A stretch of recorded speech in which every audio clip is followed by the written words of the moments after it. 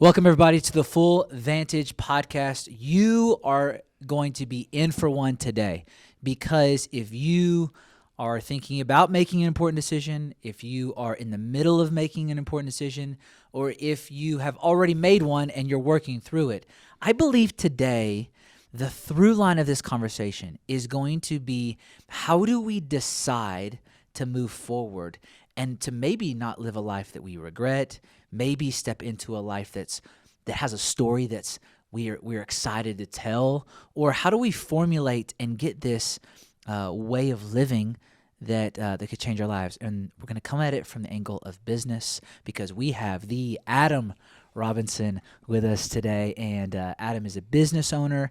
Adam is a content creator. Adam has had many things of resistance come up against him, and him and I have talked about this at length over coffee and just hangs. And then it's been so cool to see him have a family and have friends and a community that's really life-changing that you make a priority. And he has been married. Listen to this. He has been married for 21 years next month? January.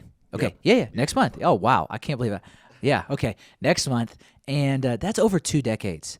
So there's something to learn. There's something to hear in this convo today, no matter where you are, what you're going through. So, Adam, man, Yes. you look great. Thank you. Shout out to Matthew Slaughter.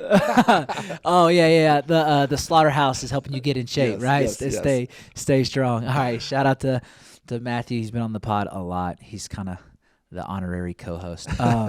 So, Adam, could you just let everybody know what you do? What do you do, and what do you think about on a daily basis? Yeah. So, been married coming up on 21 years, have 2 kids. That's a big role of my life. Son's 18, daughter is 15. I've also been entrepreneur, had my own business since pretty much right out of high school. I worked for a cousin for about 6 months to kind of learn the technical skills of painting, and then I started my own painting business when I was 19. I'm 3rd generation painter, so my dad was a painter, very successful. He passed away when I was really young, when I was 14, so I didn't get a chance to work with him. So I started my own business when I got old enough. And so in Florida, was there for 14 years and took a 1-year hiatus and went and worked for probably a person that's mentored me the most, my older brother, Lucas. He has a tech business, highly, highly successful. Went and worked with him, learned a lot about systems and processes and how to scale things, and then moved here about 6-7 years ago and started a new painting business, totally different business model, and just been loving it. But yeah, we painting business, and we do primarily residential, so it's a very specific niche that we go after. And yeah, so that's kind of the short cliff notes of the past 20 years. I love that. How many entrepreneurial ventures have you been a part of? Honestly, not a lot. It's mostly been painting. We've done a couple things around painting that some have worked out and some have not. Like we started our own private line of paint that 10 plus years ago, we actually launched it here in Colorado. It was our first move to kind of get out of my hometown. And I was like, I have this idea. We tried it. I mean, we launched it. We ran it for 6 months and then we're like, this is not working. So we just shut it down. But everything's been around kind of the painting field, and mostly because so I'm also dyslexic. And so being dyslexic, I've really felt limited a lot of my life because technology hasn't always been what it is today. Today is technology is really the great equalizer, and it makes things easier. And so, in the early 2000s, 90s, like you just didn't have an iPhone, you didn't have the iPad, you didn't have all the capabilities. So I really kind of focused on what I was comfortable with, which was painting. So hands-on, more of like a blue-collar type 100%. of industry. And what's cool about that is, have you noticed lately people talking more about those types of industry? Yep. And it's really come full circle because technology actually can't help us out with the things that we want that need Yep. to be hands-on as much as that. Can you speak to, because I saw you smile. Yeah. I know that's a big deal for you and for your teams. Can you speak to like the timing or like what's been going on? Yeah. So, I mean, growing up in a trade, I very much felt like I'm less than, because I had friends that were going to be engineers, and my brother started a tech business and he's like online, and I'm like, oh my God, I don't know what any of this is. And so all that was super overwhelming, but I knew how to work hard and I knew how to fix problems. And I had good people around me that were also, I had good, even though my father passed away early, I had other good men who helped mentor and teach me. But they were all in the trades as well and just worked with their hands. They were just your traditional blue collar workers. And so I always had a sense of honestly, shame around being a painting contractor. Like, man, I'm just not going to be that successful. And I'm always, I had these fears of being 60 years old, climbing up a ladder, crawling around painting baseboards, and just, I just had this kind of bad mindset around it. And so one of the shifts that happened is I began to see opportunity before I left Florida, and we started changing things. But then when I went to California, I saw how I could kind of marry technology on the business side. But yeah, to trade specifically, all the different things that we're seeing with technology, with ChatGPT, and, just all the different things that are going to be coming down the road. It's going to be a while before we have a robot that walks in and paints your house. And so having people that have tangible skills is going to be really valuable. I know, if you talk to painters, HVAC people, electricians, they're all making six figures, strong six figures.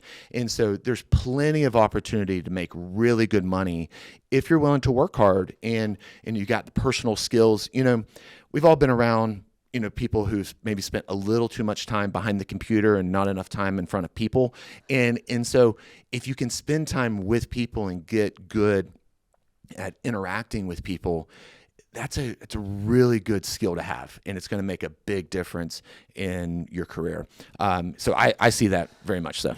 So how did you go from having maybe that less than mentality to I don't see you carrying that today. Yeah. So helps the person that is maybe listening, that they feel like their skill set or their passions or their dreams are maybe less than others.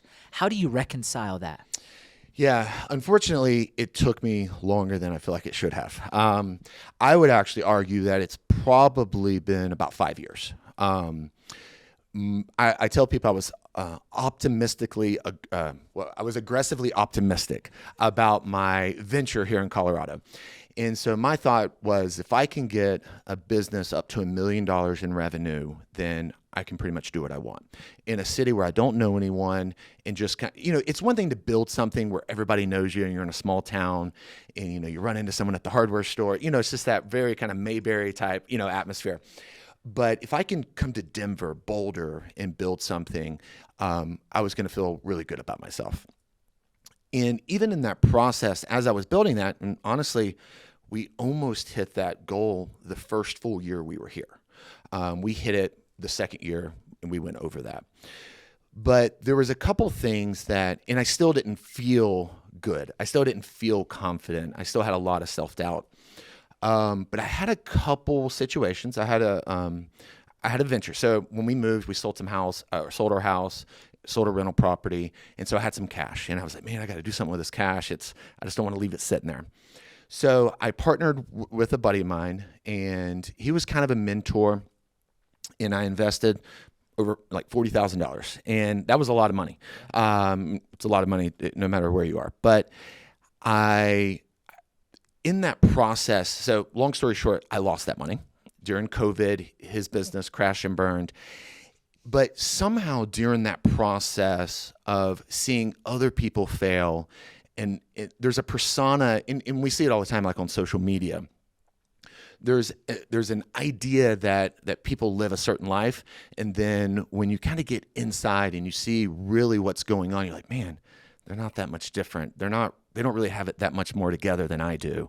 And I began to see that really, if you would have asked me when I was in high school and I would have been able to paint you this picture that I have now, be like, man, life is pretty good. Like I've arrived.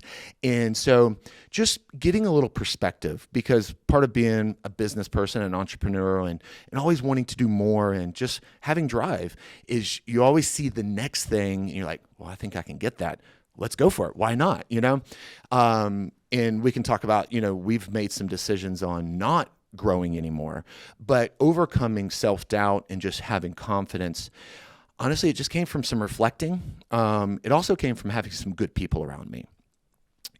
Matthew Slaughter, you also know Parker. Those are probably two of my closest friends in Colorado.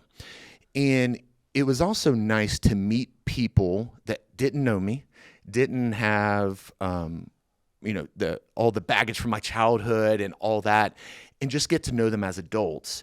And then just get honest feedback. And we have we meet once a week. We have what's called an accountability group. And we just, honestly, we sit around and talk about life.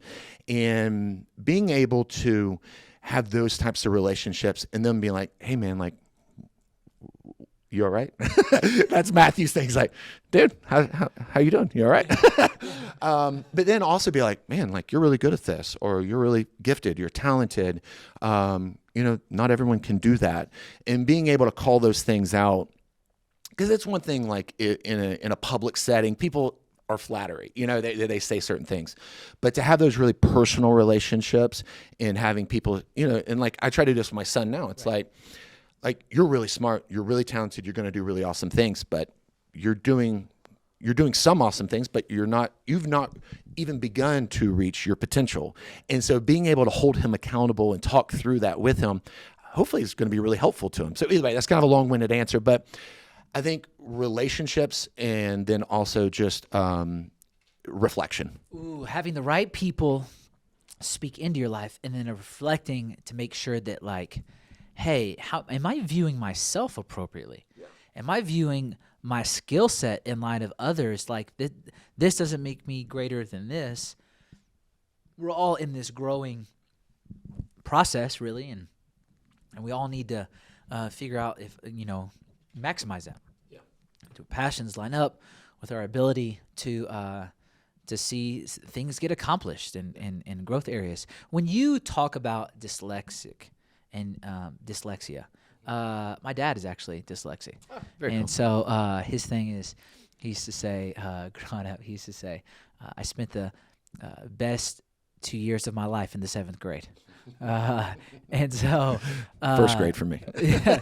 And so that he had a teacher that actually came alongside him. So, right, community, people around you that spent extra time with him, working through that really thing that he was carrying, the difficulty that he was carrying, the struggle that he was carrying, and helped him see it and understand it for what it was.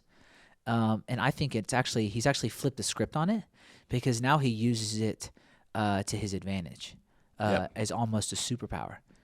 And so 100%. You have a podcast as well, and it's called the Dyslexic Hustle, right? Correct. Okay, and it's a phenomenal podcast, and you're doing a great job of connecting with people, talking to pain points, and then talking about how you overcome them. Can you talk to it maybe more in depth?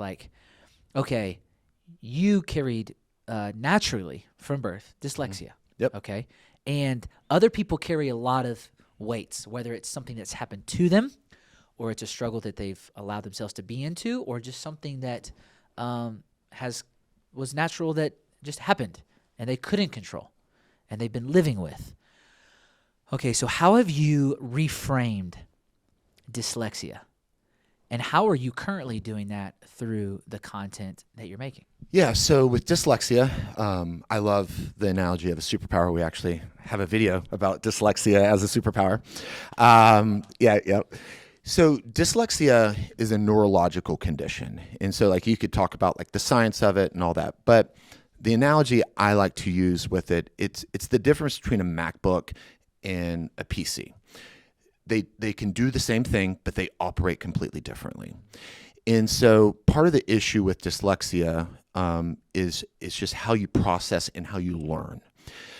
And so to take it more broadly, people that are just dealing with difficulties in general, I think understanding what you're dealing with. So my son's autistic. And so high functioning, if you talk to him, just like in passing, you probably wouldn't even know. But as you get to know him, you're like, man, like, there's certain things, like he gets really obsessive over things, like which is like, can be a superpower. Like he'll be very, very successful. And so one of the reasons that we wanted to have that official diagnosis is because we wanted to be able to know what was going on. And so ignorance is not bliss. And so knowing what's going on, knowing how your mind works, helps you overcome the things that you struggle with. We recently did a video about like how to advocate for yourself when you're dyslexic. And so if I know that I struggle with reading and I come to you for a job and you're like, hey, I want you to proof this, or I want you to help me write, content for this and that. And I'm like, well, I can't write. But if I come to you and say, oh, not a problem. Hey, by the way, I'm dyslexic, but I have great tools to help me with this. I have dictation that I can use. And then I also use Grammarly to help with the grammar. I use ChatGPT with this and all that. And I'm able to communicate that up front. So there's a clear, like, we're honest. We're setting the expectation. Like, if you ask me to get out a pen and pad and write something for you, that's going to be a struggle. But if you can let me walk to the other room and dictate something, I'll be back in 5 minutes with what you need. And so just setting those expectations, I think, is a huge thing. Yeah. And I think a lot of times we're nervous about just being honest about what's going on, and being, transparent, and just be like, hey, like, I struggle with anxiety, or, I have depression, or I struggle with this thing, or I'm dyslexic, or I'm autistic.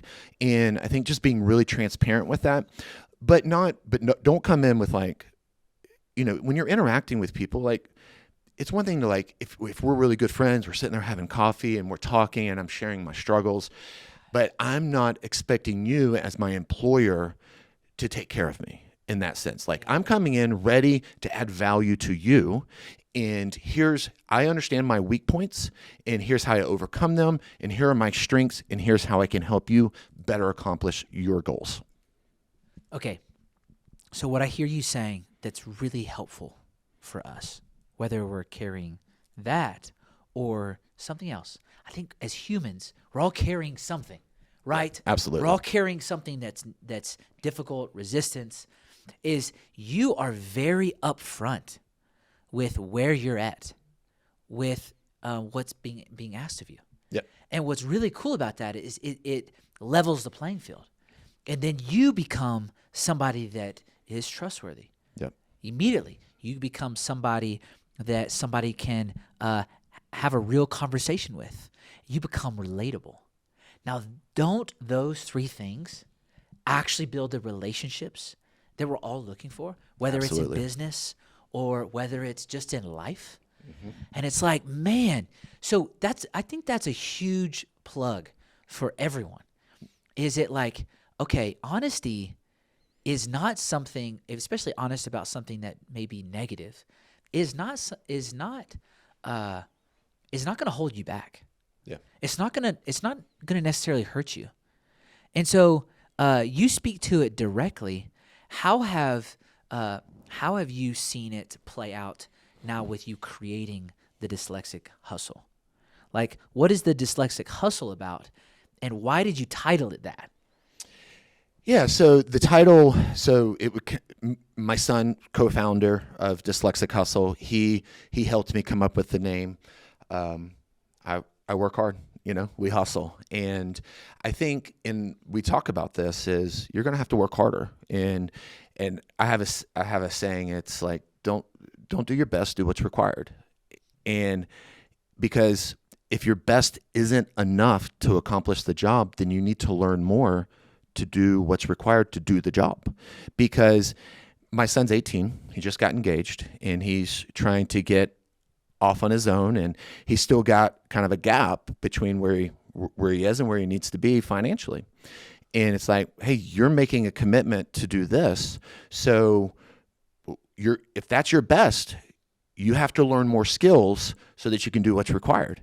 And it's not like, hey, you suck, and it's like, but there's a deficit, and you need to fill in the deficit so that you can be successful in the things that you said you wanted to do. Sorry, say the question again. No, you're good. I just strategically, the title was amazing. Yeah. Okay. So you're using the title appropriately and correctly. Yep. And I just want you to keep elaborating, and maybe I'll ask another question, right? Because you went down this path of like, that statement. Say that statement one more time. Don't do your best. Don't do your best. Do what's required. Do what's required. Okay. How has that affected? You were using your son as an example of like, he's committing his life to this lady, and they're going to get married. And he's not necessarily there yet to be able to provide for her. Yep. So don't do your best. Do what's required. Yep. Okay. This is what you want, a healthy marriage. Yep. Do what's required. Yep. Be able to provide. Yep. Okay. No one is doing that these days.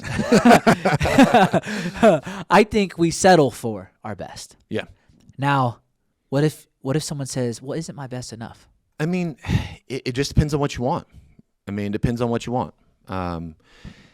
Potential is just that. It's just potential. And so if you're going to, you don't necessarily have to reach your full potential. John Mayer. I think John Mayer is one of the people you said you wanted to interview, right? Maybe. I don't know. Yeah, either way. I'm down.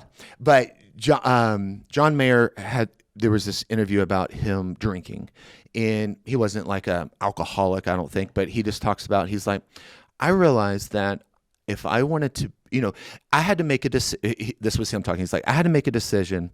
Did I want to be 100% of who I could be, or was I okay with just part? 60, 70, 80%. And he decided that, no, I want to be 100% of who I can be. And for him, alcohol was going to prevent him from being the best guitar player, music writer, storyteller that he could be. And so he decided that he wanted to reach his full potential. Very few people do that.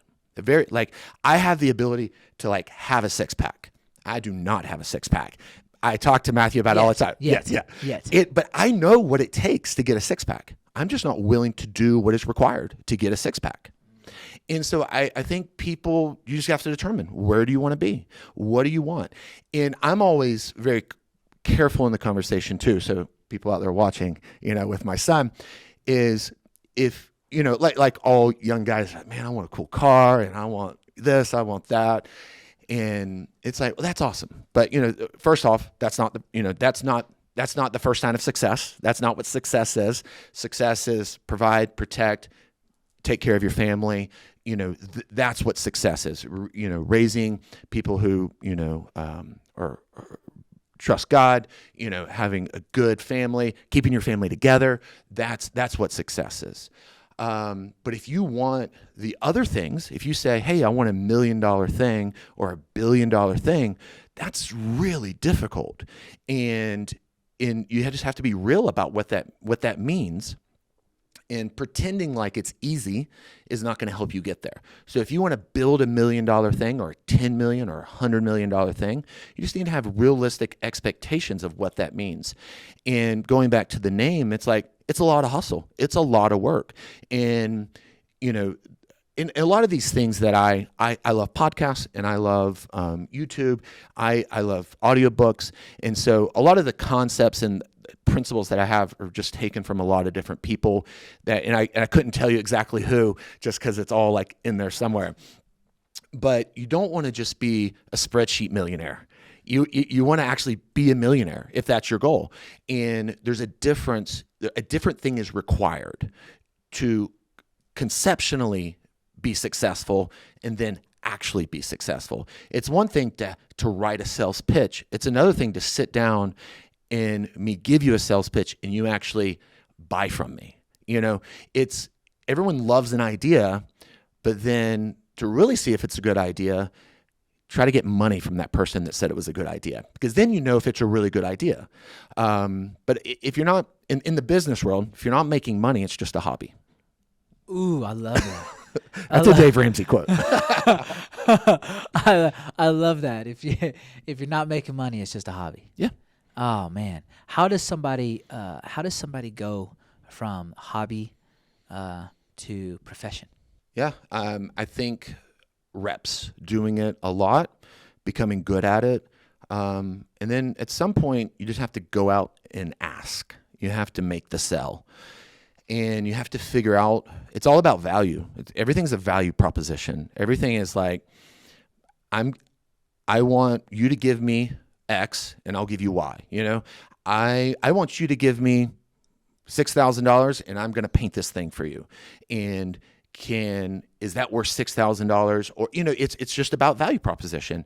There's kind of, so as you're thinking about it, kind of a cornerstone that I picked up from a guy named Alex Hormozy, who I absolutely love, and kind of four pillars for business. It's the dream outcome, the likelihood of achieving the dream outcome, the sacrifice to achieve the dream outcome, and the sacrifice to achieve the dream outcome.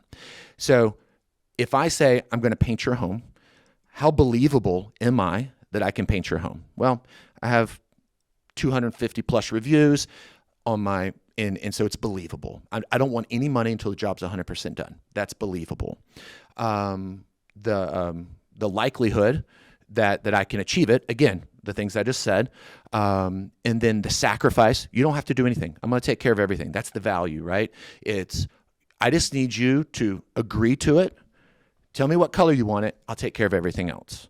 And then what's the sacrifice? What's the sacrifice you're going to have to make for me to do this project for you? Well, not much. I want to meet with you to make sure that I understand what your dream is. And then when we're done, I want to make sure that I achieved your dream. And then that's it. And so, and Amazon's a great example of that, right? Reducing friction all the way across the board. Press a button, it's delivered to your home the same day or the next day. And so it's just a play off of that. It's almost too easy to order things off Amazon. Oh yeah, it's scary. I need some more friction there so that I could I spend less. Yeah, if there's not a box by my front door, I get concerned that my wife is maybe not there. That's especially this time of year. Okay, so how has that, meaning this, you're a learner. How has that adjusted everything for you? And have you always been a learner? Yeah, I mean, I think so. I've always, crippling insecurity will help you learn. And, insecurity is actually a really common trait in highly successful people because they feel like they have something to prove. And so using those things for your advantage. Now, like, you need a balance, right? Like I don't want to say all things moderation, but there's a balance there, right? But understanding is, but that's just the reality. Insecurity is a trait found in a lot of successful people. So have I always been a learner? Yeah, I would say yeah. I remember I started listening to talk radio when I was in high school. And there was, so quick story, 9/11 happens. I was in high school and I was working on my boss's car. And I was like, I want to know what's going on. Are we about to go to war? No one knew what was happening. And so I was glued to the radio to see what's going on. And then this financial guy comes on the radio and he starts talking about finances, and he starts talking, his name was Clark Howard. I don't know if he's still around, but he's talking about a Roth IRA. And I'm like, what's a Roth IRA? My mom was single mom, 4 kids, making $15,000 a year. So we were poor. And so I was like, man, I don't want to be poor. I don't want to be that old guy climbing up ladders. How can I make sure that I can retire with dignity? And I hear this guy talking about Roth IRAs. And it's like, if you put $5,000 a year into a Roth IRA, you'll die a millionaire. I was like, heck yeah, count me in. And so it's so my goal is how can I feed myself and how can I get $5,000? Okay, but what makes you do that? Because many people hear a good idea, ooh, I want to do that. But that's not just a good idea for you. You actually do the thing. You know what I'm saying? I think that's your secret sauce is you may miss it on that thing. It may have been a bad piece of advice, but you have learned it from personal experience. Yeah. Dude, that is a big piece of you. Yeah. Teach me how to do that. I mean, I, I don't know. I don't know exactly where I learned that. I mean, a hard life, makes you want to escape it. And so that's probably a big piece of it. Having an older brother. So I had two older brothers. One passed away about 2.5 years ago. And my other brother, highly successful, like I was saying, runs, 8-figure business, just does killer.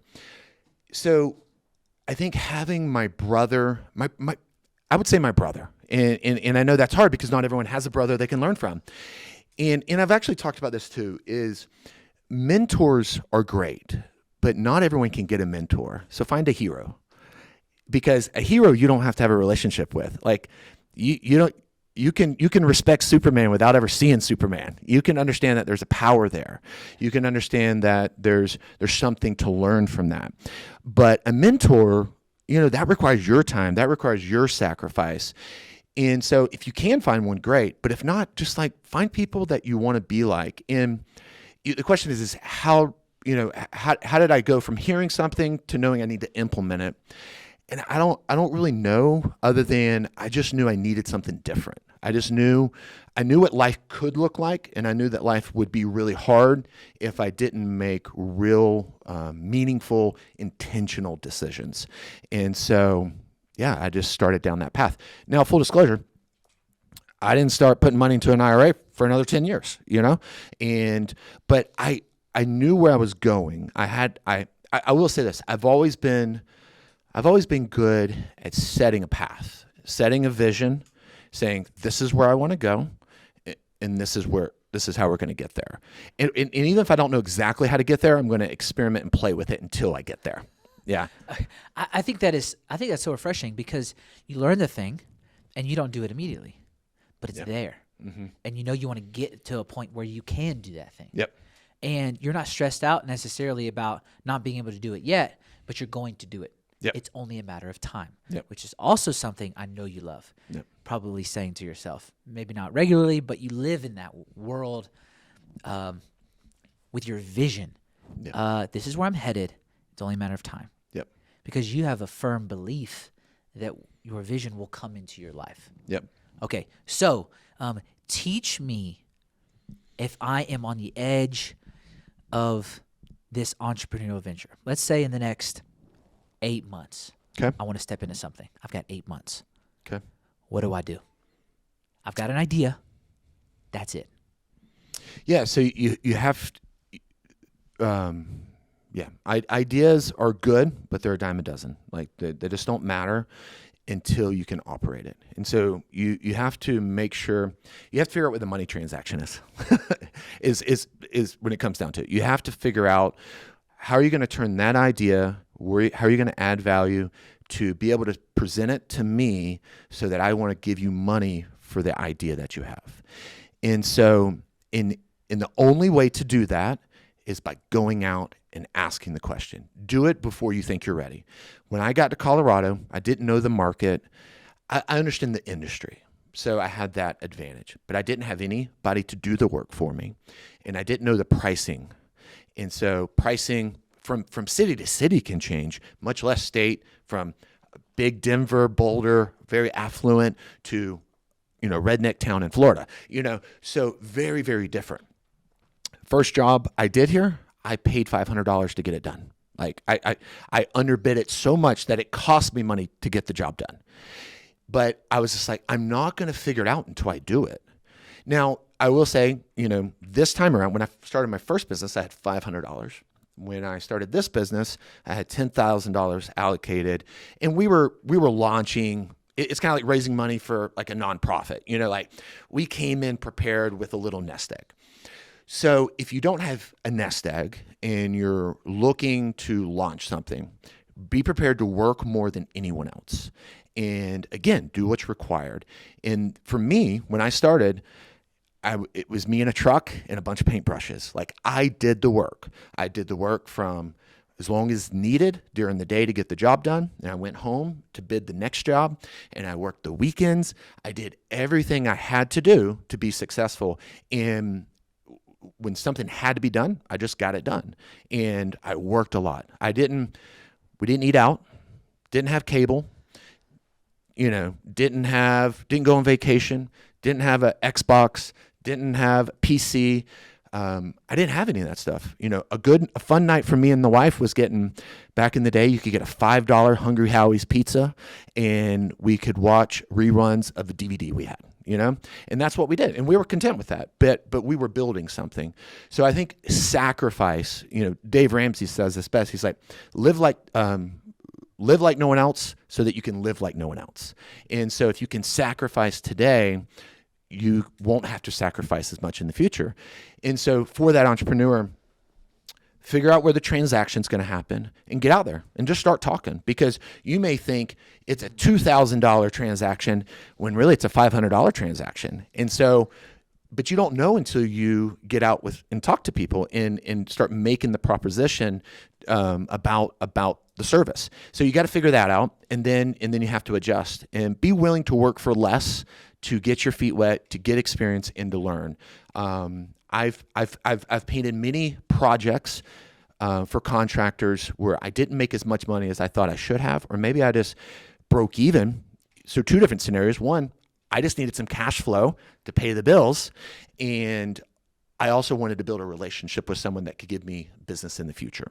So again, sacrificed I wasn't making as big of a margin as I could, but I was building a relationship and I was just getting experience. Okay, so there's always a cost. Yeah. If you want to do the thing, it's going to cost you financially. It's going to cost you time. It's going to cost you energy and effort. It's going to cost. Yeah. There's a cost on a wide range of things that you're going to have to follow through with. I love the concept of don't do your best, do what's required. Yeah.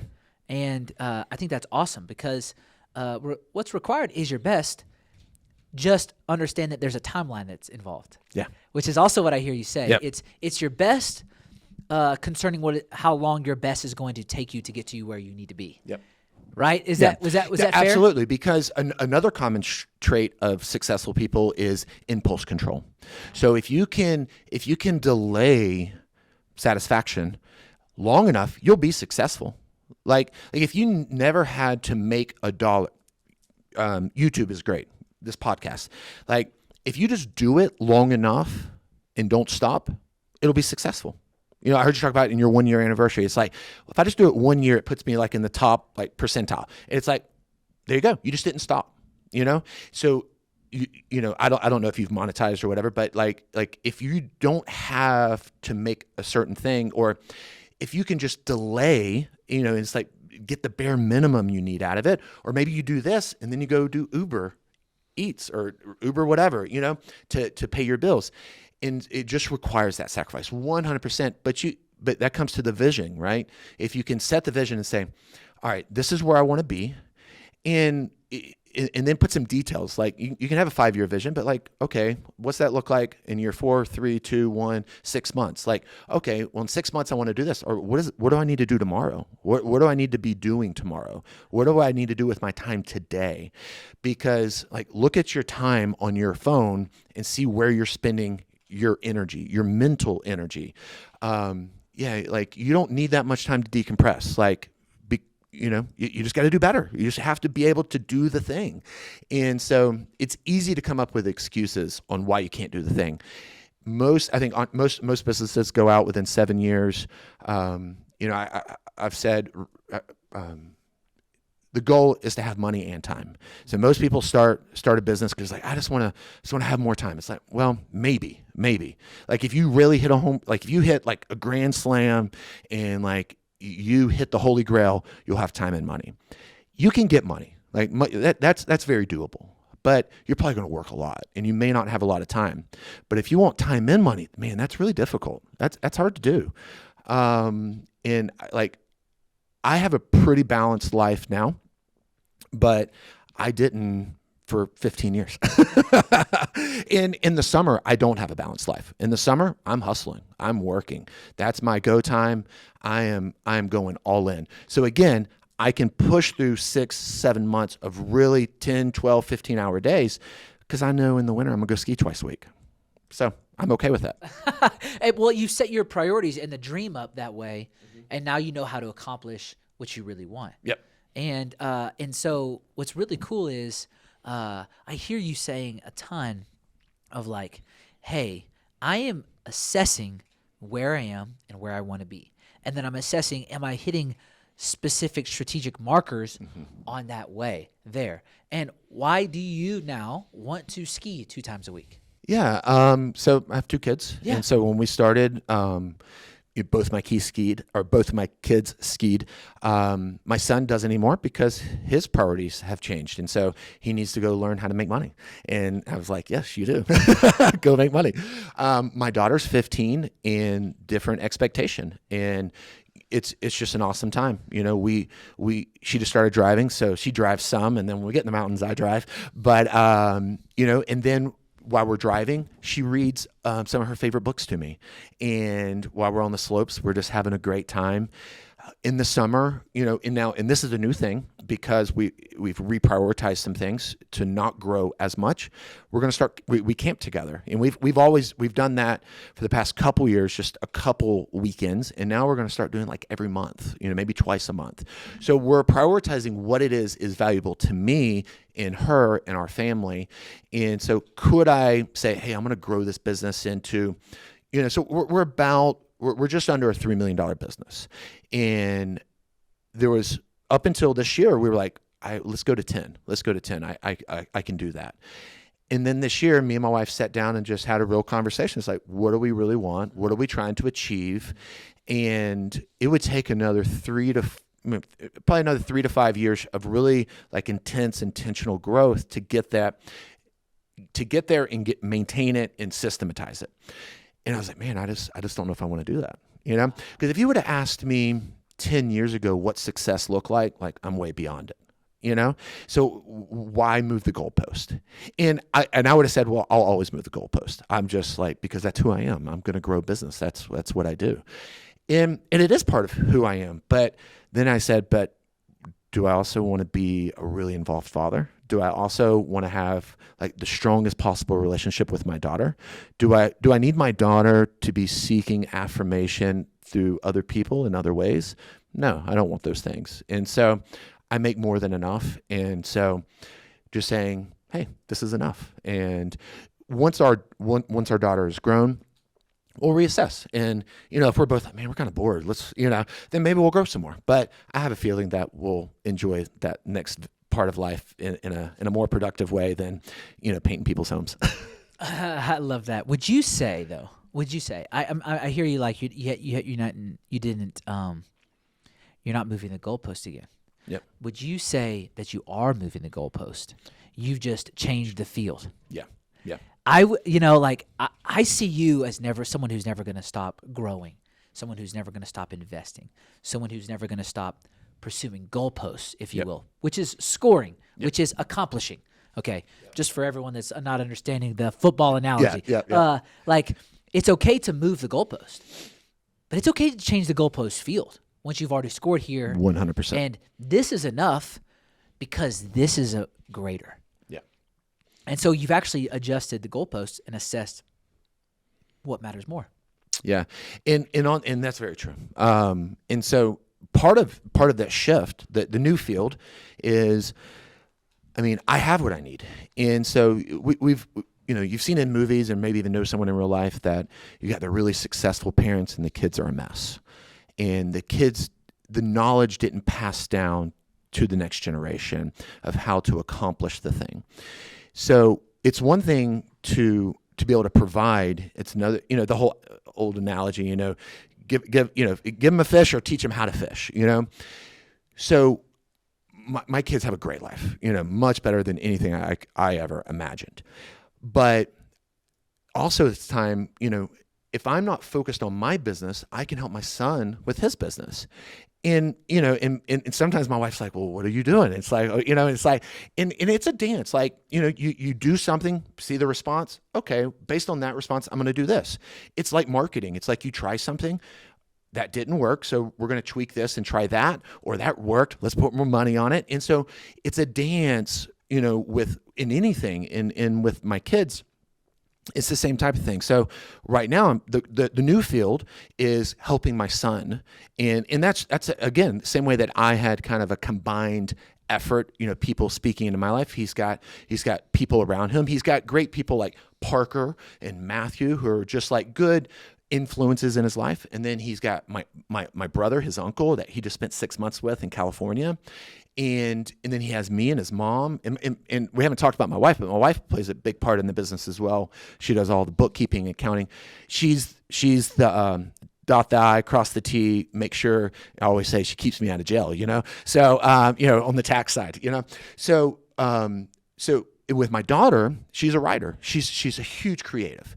She's already written her first novel, and I'm biased, but it's really good. And so when she turns 16, sometime around that time frame, we're going to start launching her brand, and we're going to start working on that. So I can be working on, building up more money for me, but that doesn't matter. I've already got what I need. And again, like, I'm not like super wealthy, but we're good. Yeah. Like, we have a good home. We don't have any debt. We have a good life. And so now I want to focus on building. The best thing I can do to help my kids become successful is teach them everything I know. And I can teach them just concepts, or I can get in the trenches and say, hey, this is how we do things. This is how we communicate. This is how we interact. This is what we value. This is why we go to church every Sunday. This is why we're generous. This is let them pull back the curtain a little bit, see behind the scenes of how mom and dad prioritize things, how we budget things, how we run our business. So yeah, like you said, it's kind of like we hit the end zone here, so let's bounce over to another field and let's push the ball farther down the field so that once he can get the momentum, I'm coaching him on his field, and I'm coaching my daughter on her field. And we'll see what that looks like once they're kind of got their momentum, and then they don't need dad anymore. And I don't know what it looks like in that kind of third cycle or third stage of life. But so I love that analogy. Okay, so help the listener, help us understand how we can do a better job setting priorities and reassessing our priorities. For example, you're a learner. You've probably heard a lot of wealthy people and listened to a lot of wealthy people talk about the time they wish they could get back. The real success is having your kids want to be in your life when they're older, and as a friend, as a mentor to them. Building community and actually understanding that like once I get to where I am taken care of and I have done the thing that is required of me, now I can freely be generous with the people that I love and give myself away to them. So like you're doing these things, okay, and you're doing them practically, and I think it has a lot to do with. I bet a big piece of it is who you chose to marry you. Who you said like I'm gonna commit my life to you because I value the character that you have, the way that you think, the things that you want in your life. But in general, and maybe even just micro detailed, some niche stuff. What's a good way for us to learn how to set and reset priorities? Yeah, so we've reset priorities once in your life. Yeah, I'm just kidding. we've reset priorities a lot. Yeah. And I gave the example earlier this year. And the reality is that was kind of a pain point. Me and my wife honestly weren't fully aligned on that. And she's a great person and a great wife, great woman, and she'll follow me, and we would have gone there. But I realized it just wasn't going to be the best. Me and her weren't going to reach our potential as husband and wife, and as mothers, or as a mother and as a father.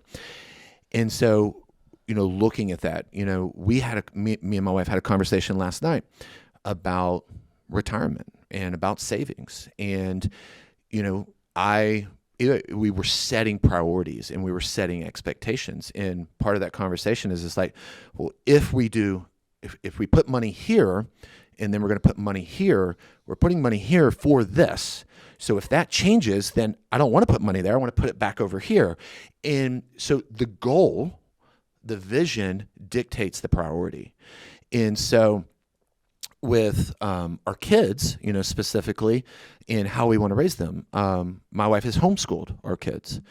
That wasn't easy. I mean, it's hard for someone to be with their kids 24/7 all the time. She runs she's a Proverbs woman. She runs a good household, and she takes care of that. I'm out. I'm in Denver. I'm in Fort Collins. I'm in Colorado Springs. During the day, I'm not there.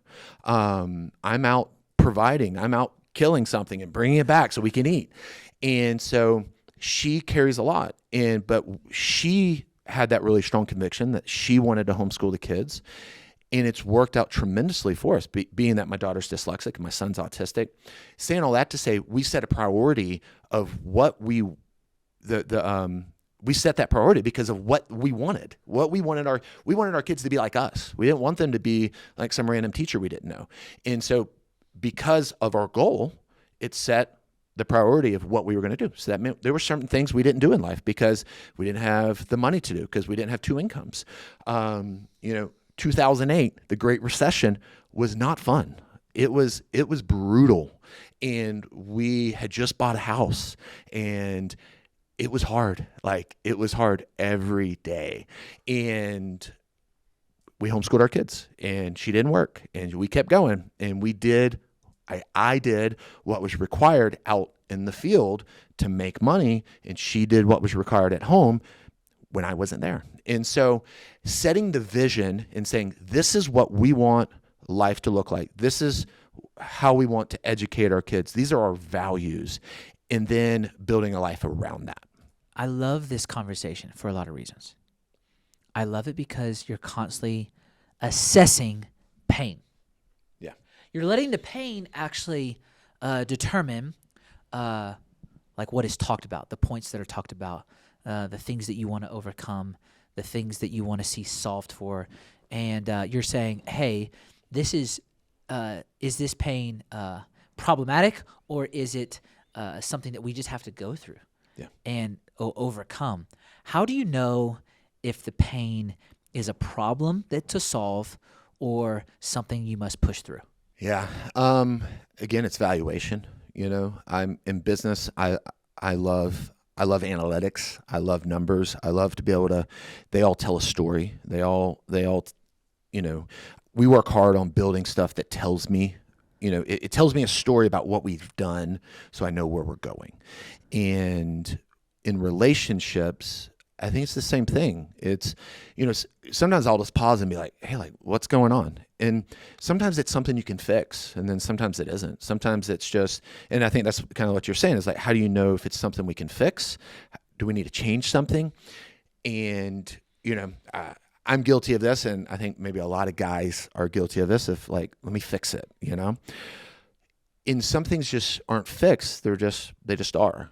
And I think being honest about that, there's certain things that you can address, and I think by reflecting on them, you figure out, if I am overweight and my joints hurt, my knees hurt, and because I'm 100 pounds overweight, well, there's some things that I can do to help eliminate that, and that comes from some reflection, some counsel, and it's like, well, what can I do? There's two ways you can approach it. It's like, well, this is my lot in life. Or you can say, well, there's some things that I can do. I can change behavior that will actually help me become, change my body type so that I can, not have joint pain. And again, like, we all have issues. Or you may have arthritis and you have an autoimmune condition and there's nothing you can do about it, but you can maybe sauna and you can cold plunge to try to help get inflammation down. It may not eliminate it, but it'll help. So real example, my wife struggles with a little depression, and she's open about it. And so overcoming that, it's, I spent years like, I'm going to fix it. I'm going to make, I'm going to, anytime there's attention or anytime there's something there, I'm just going to remove it, but that's not what she wanted. She needs, she just needs me to be there. When it's a cloudy day, she just needs me to sit with it and recognize it and know that she's struggling, and just like, hey, I know it's hard, but you're doing the hard work, and I see that, I appreciate it. And there's not, now we do what we can. It's like, hey, let's eat good, let's exercise, let's move, let's do the natural things that we can do to help, but it may not eliminate it, but it might help. And if it doesn't get better, then we're going to be thoughtful about it, but we're also going to push through, and I'm going to do what's required to hold you in a good place. And sometimes I do that really well, and sometimes I fail miserably. How do you stay focused? Like, how do you stay focused on the goals, on the things that need attention? How do you not do too much? Because a lot of people, what I've noticed right now is a lot of people are just going a ton of different directions all at the same time. Okay. And then some people don't even know when or where or what to focus on. Yep. And I think a lot of that has to do with priorities for sure. But help me get focused. If you were to try to help me, what would you be doing to help me focus? So I think organization is a huge thing. I was not naturally an organized person. I'm organized because my wife is very, very organized. And because of that, I've become organized. And so organization is a huge thing. And I had a friend, mentor, business coach, who is super disciplined, and I watched him do it well, and he helped me in a lot of ways. Routine is the king. I mean, just having and just living by it, and saying, hey, this is non-negotiable. And it's uncomfortable because in the summer I'm not social. If you ask me to do this on a random day during the middle of the week in the summer, I'd be like, I can't do it, because it doesn't align with my objectives for that quarter. Yeah. And so it's having a clear vision, and then organizing the steps for that, and then sticking to it. I struggled with it. I have a friend, his name is Adam as well, and he's back in Florida, and he's super focused guy, super disciplined. He's more of a tech guy. He helped me with a lot of my tech stuff, and he's also kind of an aspiring theologian. And so he's just we have great conversations, and he's a disciplined guy, and he's very fit. He did personal training, and I remember asking, I was like, man, how do I get disciplined? Because that's something I've struggled with. I do struggle with it, but you just have to do it. You just have to do it. And you just have to say, this is when everything's important, nothing's important. That saying, it's so you just have to decide what's important for the season. I love the analogy of, back in when we farmed our food, right? And you had to farm your food, and if you didn't grow the food, you didn't eat. And so if you got to filled full of food, and you got to get out there and get it all into the storehouse so that you can eat. And if your kid isn't feeling well, or your wife isn't feeling well, then you still just have to go out there and do the thing that's required, because the food is going to get eaten. It's going to get wasted. And although you can sacrifice the field for seeing to whatever's going on at home, you're going to pay the price 6 months from now. So you have to have enough vision to know that you have to sacrifice today so that you don't have to pay the ultimate price down the road of starving to death. And so there's times when I'm just like, hey, babe, I have to go. I have to leave. I have to go to work. I have to go do this thing. And she understands it. She's great. I will say, I don't get any grief from her about my work. That's my responsibility. And when she's having a hard time with the kids, I'm definitely involved.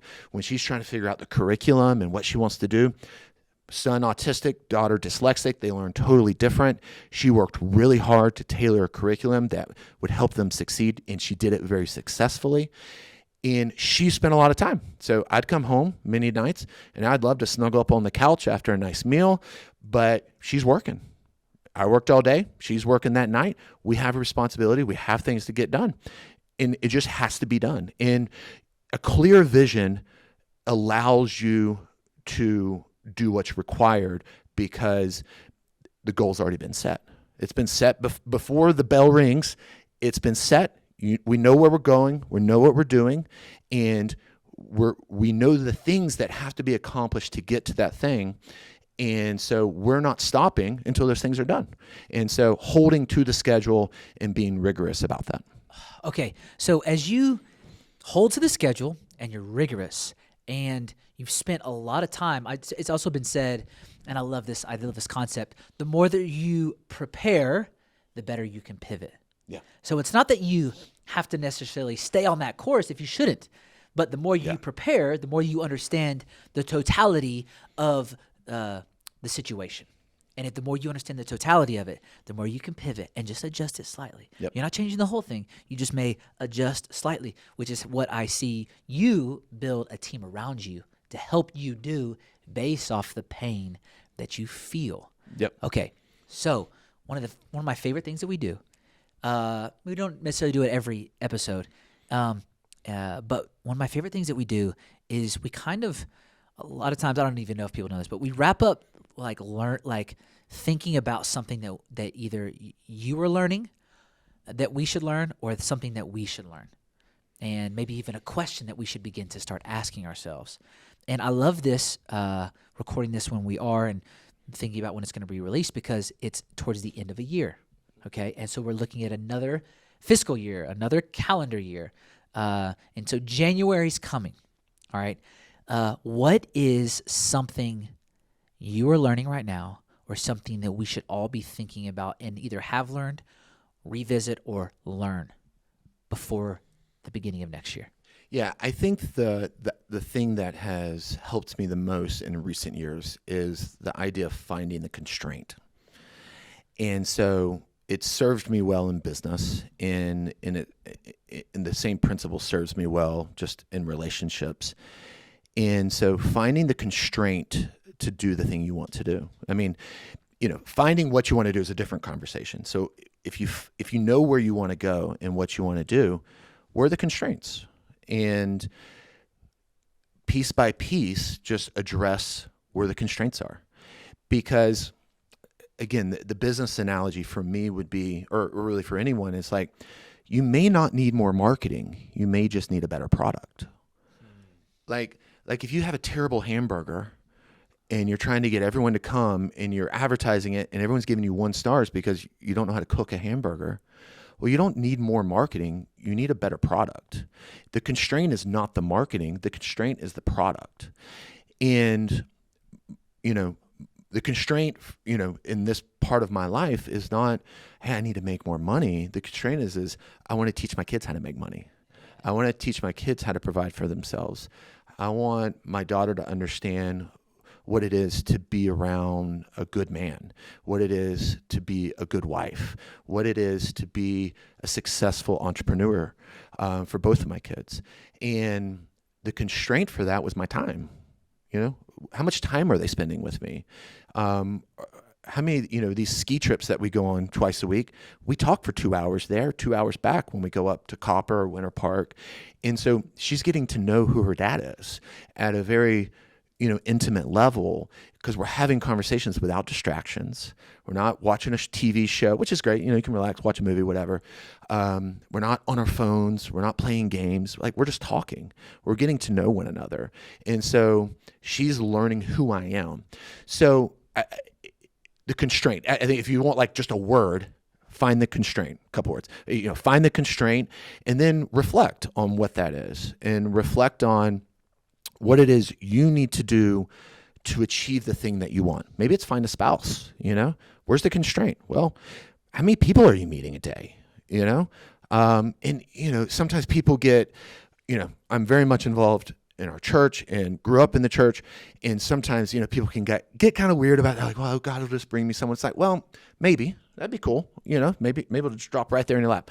Or maybe you just go out and just meet a bunch of people, and maybe God will highlight someone, maybe you just need to get out. Maybe you need to mingle more. Maybe you need to, have a coffee date every week or every day. And the more people you meet, the more likely you're going to find someone. The more you do something, the more likely you're going to be better at it. And so the constraint may not be, oh, I need to meet the right person. The constraint may be, I just need to meet more people.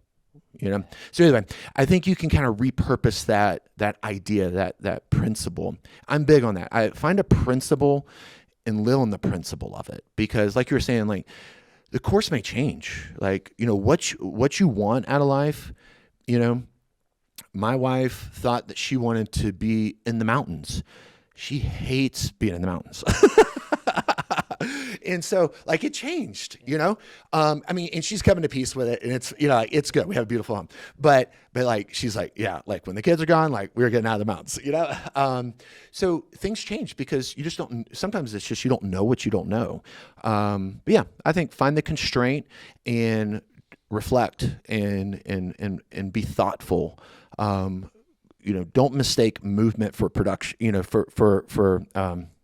or, you know, good activities, you know, like just because not you're all doing, movement's productive. that's not right. all movement's going to take you where you want to go. Yeah. Just because you're moving, it could be frantic. Yeah. It could be going side to side, and you're not actually moving forward. Oh yeah, great example. I mean, I worked out for a year by myself and wasn't seeing any results. I started working out with Matthew, and I was like, holy cow, I'm strong. Yeah, the slaughterhouse made you strong. Iron sharpened iron, so to speak. Okay, so if someone's wanting to work through the constraints, Yep. is there something that they could read or something they could watch or something they could listen to help them with that process about assessing the constraints? Yeah. So I used to read a lot of books. I would always have an audiobook going, and I think generally that's good. I would say just knowledge is useful. You know, so I find that when I'm having even conversations like this, I'm able to pull stuff out just randomly that of just things that I've heard. So podcasts, you know, YouTube, books. I would think more personality than I would book, because you may not, like, a lot of times books focus on one specific thing, and life is not that specific. And so, you know, I think great people to follow are Dave Ramsey. Great financial advice. It's gonna be very basic, but it's gonna fit what 95% of the population needs. If you're looking at business, go back and listen to some of the early stuff from Alex Hormozy. And then, I mean, you got your classic stuff like the John Maxwell's and all that. John Maxwell, people may hate me for this. He didn't resonate as much with me. It was hard for me to track some of his stuff, but listening, I'm very conversational. So listening to like podcasts and YouTube videos helps me a lot more because I get to hear real life examples. And so that's what I like about those kind of situations. You know, when someone calls into the Dave Ramsey show about entrepreneurship, and I get to hear a scenario and I get to hear how he processed the solution, because it's not necessarily about the solution. It's about the principles he used to get to the solution. And so that's what I would look for. I would look for people that are in not in the exact space, because there's not very many people that have a painting podcast. Most of them are terrible. And so if you find a podcast about business and service-based business, which Alex Hormozy talks a lot about, it's been incredibly helpful. If you're wanting to learn about finance, then go to Dave Ramsey and listen to his podcast, read his books, but hear how the principles and how he thinks and how he gets to the solution. That's always my MO with even my kids. It's like, I don't want to tell you what to do. I mean, we tell our kids what to do, but more than telling them what to do, I want you to understand why I'm making the decision that I'm making, so that you know my heart and you don't have to ask me everything. You already know what Dad's going to say because you know the principles that we live by. The clearer we are with our constraints in 2025, the better we're all going to be. Yeah. We're going to get where we want to go. We're going to be on the direction and on the path of getting to where we want to go. And I think we'll actually better assess who we are and who we want to be. Yeah. Love ending this conversation with that thought. So many things I think we could talk about. Thank you so much for this. Absolutely. Your time is valuable. I know it is, because it's a part of your priorities. And then at the same time, you bring so much real life to the table. So much real life. So thank you for sharing your experiences with us. Absolutely. And processing, like, you're in process, which I think is also so cool at the same time. Like, you're not saying I've made it. You're saying I've made it maybe in this area, but I've moved the goalpost to this one. Yep. And this field really matters to me. So what are we going to do from here? And thank you so much. I'm excited about your life. I'm excited. I'm excited about life. So I'm excited thanks for about having me, man. all Yeah, things you're I doing. love watching and listening, and so I look forward to hearing more and doing more of this. I appreciate you, Adam. And if you want to connect with Adam Robinson, check out his podcast. Yep. Dyslexic Hustle. At The Dyslexic Hustle. There's a the there. The Dyslexic Hustle. And then on any other platforms? Yeah, the the Dyslexic. Say again? I said, what if someone needs their house painted? Yeah, so Robinson Painting of Colorado is our main business, and then the Dyslexic Hustle is on all platforms. So that's it. And then I don't really have like another personal brand. It's the Dyslexic Hustle is where we put out our good stuff. That's great. Thank you so much. Absolutely, man. Thank you. You guys have, you're welcome. You guys have a great day, and we'll talk to you soon. Hopefully you pulled so much practical advice and steps for us. I'm looking forward to all of our 2025s. So have a great holiday season. We'll see you soon. Thank you.